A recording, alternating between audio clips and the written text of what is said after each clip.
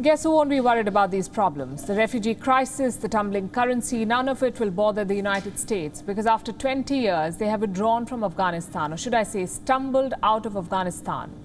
4 US presidents have led this war. All of them failed spectacularly. George Bush for nearly 7 years, Barack Obama for 8 years, Donald Trump for 4 years, and Joe Biden just 6 months. And yet Biden's failures have overshadowed those of his predecessors only in 6 months. It tells you how badly he messed up. All the media pampering, all the Twitter love has ended. Biden is an embattled president already, a clueless commander-in-chief, and it shows in his approval ratings. Let me show you the latest poll figures. They were recorded between the 27th and 30th of August. 51% of these respondents, Americans, disapproved of Biden's Afghan strategy. Only 38% approved. 20% adults blame Joe Biden for the Afghan debacle. Only 10% blame George Bush, who started the war, and 9% blame Donald Trump, who set the withdrawal deadline. Remember when Biden said the buck stops with me? Well, America agrees. This is an indictment of Joe Biden's policies, his indifference to Afghan lives, his failure to plan for contingencies.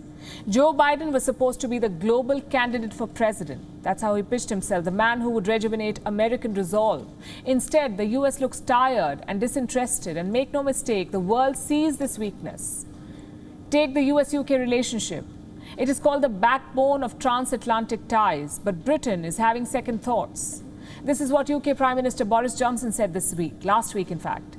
We would not have wished to leave in this way. He was talking about the messy withdrawal from Afghanistan, and we all know who planned this withdrawal. Joe Biden did. Lawmakers across the West are blasting his strategy. They come from all parties, all ideologies. Some of them are future world leaders, and this is what they say. President Biden said this week that his only vital national interest in Afghanistan was to prevent a terrorist attack. Even if that is the case, both he and President Trump should be deeply ashamed. And I say this with great sadness because their actions have returned Afghanistan to the very government that harboured the 9/11 bombers.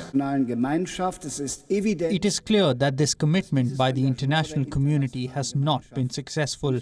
This is the biggest debacle that NATO has seen since its foundation, and it is an epochal change that we are facing. These are powerful leaders of the West. Armin Laschet is poised to be Germany's next chancellor, and he's called the Afghan pullout the biggest debacle in NATO history. Clearly, Joe Biden's stock is tanking, but he's hoping that this period of criticism will pass. Wrong again. Trust is cultivated over years. It takes just one decision to lose it. Joe Biden did not just fail Afghanistan. He failed his allies too. The West pressed America to extend their deadline to stay beyond August 31st. Joe Biden said no. The result was this. Many coalition allies and citizens are still stranded in Kabul. Why would anyone trust America after this blunder? This is a country that runs away from allies, from responsibilities, from victims of their own war. The world needs strong leadership, whether on climate change or tackling China, the causes that Biden says he espouses. Unfortunately, the US is not that leader, not anymore. Being better than China just won't cut it. The world needs stronger commitments. Take Taiwan, for instance. It's a country that lives in permanent fear of a Chinese invasion. Until now, they banked on American support. But the scenes in Afghanistan must have frightened the Taiwanese leadership. What if they are next? Chinese state media is compounding these fears, warning Taiwan that America will abandon them too. Same with climate change. Joe Biden promised a 50% cut in American emissions, but why should anyone trust him? 20 years back, George Bush made a promise. He promised democracy, prosperity, and freedoms for the Afghan people. Look at where things stand today. Afghanistan, you see, was not just a military defeat. It was a defeat of American prestige, a defeat of American preeminence, and all credit goes to President Joe Biden. His blunders have done what China could not, with years of propaganda. Topple Pax Americana. WION is now available in your country. Download the app now and get all the news on the move.